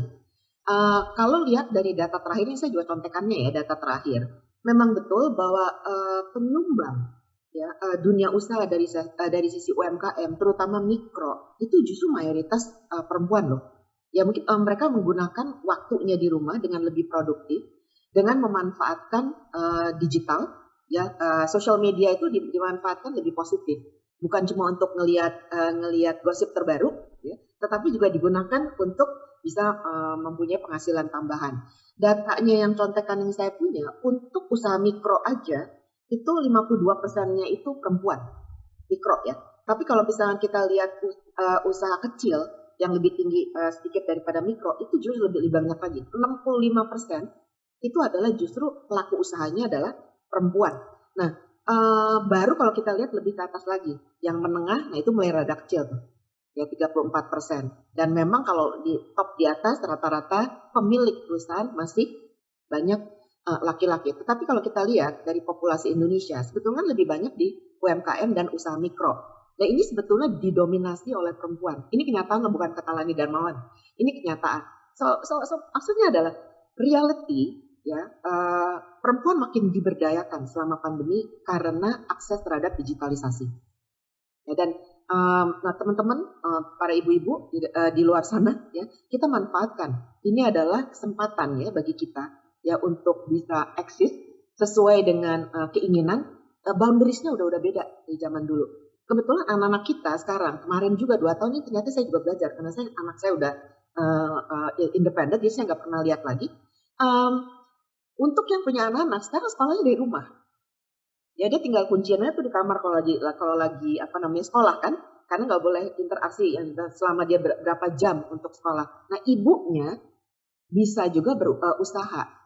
Ya, jadi dan katanya kegiatan mengajar juga akan berubah ke depannya, mungkin akan hybrid, itu yang saya dengar yang akan dilakukan oleh pemerintah juga untuk dan karena lumayan sukses kelihatannya yang 2 tahun, jadi akan hybrid, dan itu artinya kesempatan bagi ibu-ibu ya lebih bagus lagi, lebih bisa produktif.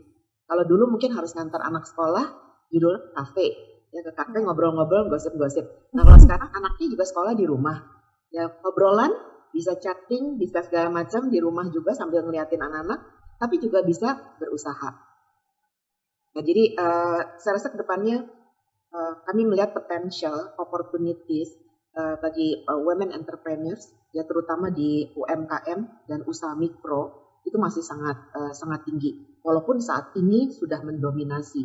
Ya, jadi kita tinggal dari Shambi Naga sendiri, saya ingin mendapatkan banyak ide sekali supaya kita bisa lebih banyak berperan serta, ya untuk ikut serta pemberdayaan perempuan untuk sisi produktif. Oke, luar biasa sekali. Berarti Bu memang betul ya, kembali lagi tadi digitalisasi memang mendorong pemberdayaan perempuan dan harus kita manfaatkan secara maksimal.